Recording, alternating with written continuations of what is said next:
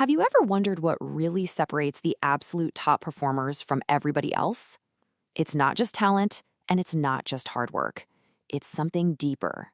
Today, we're going to pull back the curtain on the secrets that make people not just successful, but completely unforgettable. This isn't about manipulation or tricks. It's about building genuine, powerful influence. So let me ask you this. In a world where we're all just flooded with noise and information 24/7, how do you actually stand out? How do you make a real, lasting impression? Whether you're talking to a client, a boss, or even a new friend, the answer isn't what you probably think it is. And this is it. This is the absolute core of everything we're talking about today. It's such a simple idea, but it's incredibly powerful. People will forget the stats you shared, they'll forget the bullet points on your slides, but they will never forget the emotional footprint you leave behind. Okay, so if it's all about the feeling, how do you actually create that feeling? Well, think about a great concert or a movie that blew you away. That wasn't an accident, right? It was carefully crafted. It was choreographed to make you feel something specific. A memorable interaction works the exact same way. Think about a singer like Adele. She doesn't just get on stage and sing notes perfectly. No, she creates this shared emotional space with the audience. And that's exactly what top performers do. They elevate an interaction from a simple transaction, a give and take, to a real human emotional bond.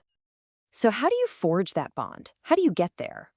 Well, it turns out there's a key psychological principle that can turn a basic meeting into a true partnership.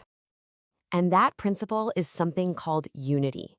This idea comes from the work of Robert Cialdini, and it is the absolute secret sauce.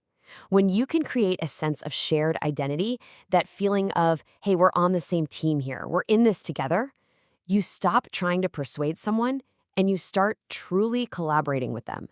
It changes everything. So how do you actually build this feeling of unity? Well, finding common ground, shared interests, is a good start. But the real powerhouse technique? It's something called co-creation. Let's break that down. And this is the giant mindset shift right here. When you invite someone to solve a problem with you, you completely change the dynamic. You're no longer the salesperson pitching a product. Suddenly, you're both partners on the same side of the table, working on a solution together. That builds an incredible amount of trust and buy-in. So we've got the theory down, right? It's about how you make people feel, and it's about creating this sense of we. But what does this look like out in the wild?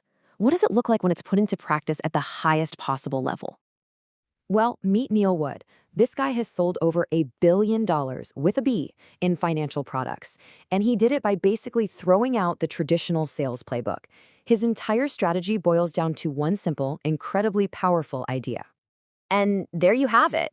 In a sea of sameness, where every competitor looks and sounds the same, the only way to get noticed is to be different. And not just different for the sake of being weird, but different in a way that provides unbelievable value. So how is he different? Just look at his appointment strategy. I mean, this is a masterclass. On one side, you've got the standard pitch we've all sat through. A full hour, it's all about them, their products, and by the end, you're totally drained. But Neil's approach? He promised to take only 10 minutes of their time. And in those 10 minutes, he didn't pitch anything. His only goal was to discover their needs by listening. This simple change just screams respect for their time. It shatters their expectations, and it leaves them thinking, who is this guy? They want more. And what did he do in those 10 minutes? He just listened. It's no coincidence that the words listen and silent use the same letters. He took notes, not to figure out his next comeback, but to actually understand. It wasn't an interrogation, it was a discovery session, and the whole focus was on them. Okay, get ready for this one. This is my favorite part. Neil made one single promise to every client. While his competitors might take days or even weeks to get back to someone, Neil promised he would return every single phone call within 3 hours. This is the textbook definition of under-promising and over-delivering, but on steroids.